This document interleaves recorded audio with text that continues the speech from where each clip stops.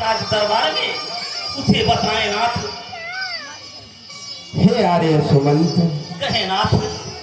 पहला अंग तो मंत्री है। मंत्री, खजांची, सेनापति, कितने हुए? 3। हाँ दयालु। मंत्री, खजांची, सेनापति, वेतन दाता, व्यापार सचिव, युवराज, पुरोहित, द्वारपाल, वन रक्षक, कारागार सचिव, न्यायी, रसोइया, गुरु, वकील, नित राज आज्ञा कहने वाला, दरोगा, वैद्य, महल वाली, नित ड्योढ़ी पर रहने वाला है। यही 18 राज अंग है। यही 18 राज अंग।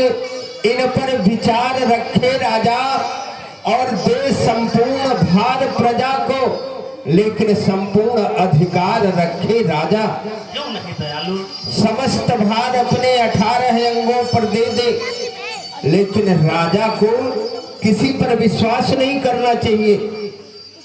राजा को हर समय अपने गुप्तचरों के द्वारा इन 18 अंगों के भाव को जानते रहना चाहिए, क्योंकि ऐसा न हो कि परस्पर में बढ़ जाए कहीं लगाव इनका और फिर गुप्तचरों द्वारा समझे सब गुप्त भाव इनका।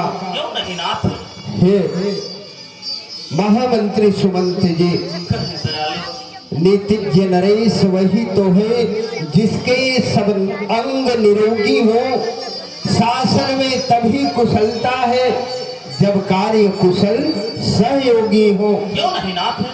हे महामंत्री सुमंत जी, चाहे घर हो चाहे राज्य हो, जिस राजा के राज्य की प्रजा मूर्ख और अनपढ़ है, क्योंकि प्रजा ही राज्य की रौनक है और प्रजा ही राज्य की जड़ है। जिस राजा के राज्य में प्रजा मूर्ख, अनपढ़ और भ्रष्ट, अन्याय करने वाला, जो जिस पर पद पर बैठा हो वही चोरी करने वाला, वह राज्य समुचित ढंग से नहीं चल सकती।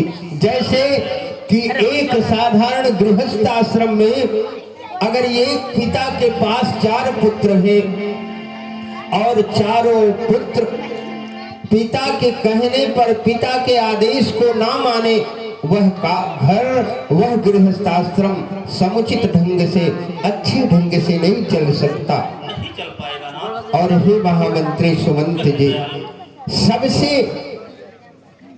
जो आवश्यक बात है राजा के लिए वो तृष्णा है। तृष्णा